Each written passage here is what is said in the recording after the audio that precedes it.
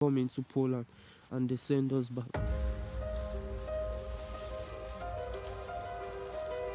Have your border force been pushing migrants back into Belarus? We don't know how many other deaths, are there in the forest. We know at least 4 migrants have died. The world simply isn't getting to know what's happening there. We've just heard that a group of men, possibly as many as 10 of them, have managed to get across the border. So they've left Belarus, they're now here in Poland. Apparently they're in the woodland around here. We're going to try and find them.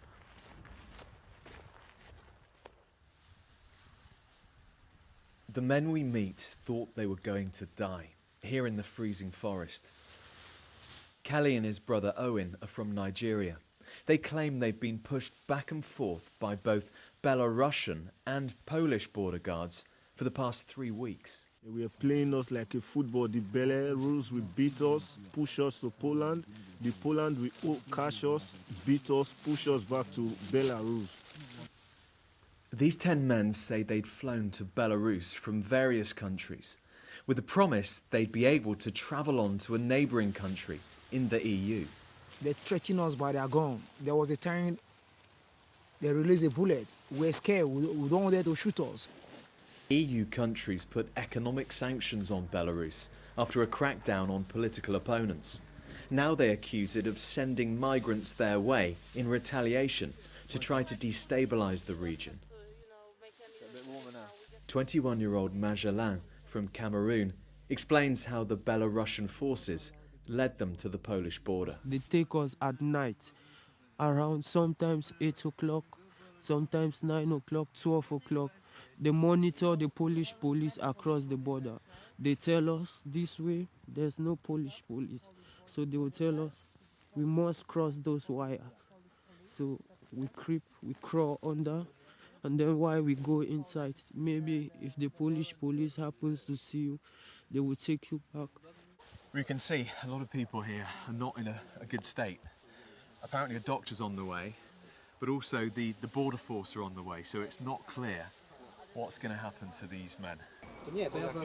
EU members Poland, Lithuania and Latvia have each declared a state of emergency along their border in response to a huge rise in the number of attempted crossings from Belarus.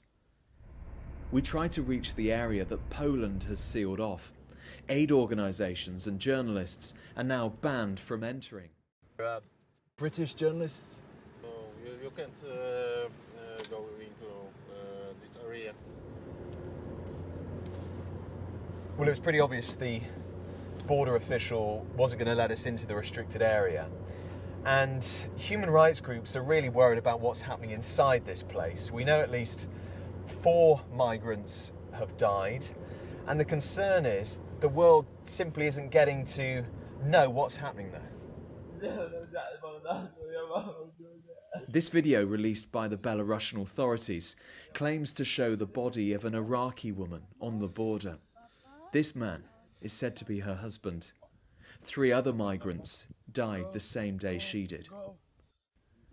The Polish parliament has voted that migrants can be pushed back over the border, a tactic illegal under international law. Jest to już zorganizowany, można powiedzieć, szturm na granicę polską i my się na pewno nie ugniemy i nie możemy być przedmiotem szantażu. We're back in the forest. Another young man stumbles across the group.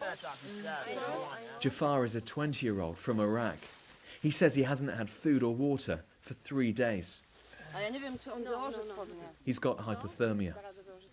Activists are trying to find those stranded on the border, feeding and clothing them and helping with asylum claims.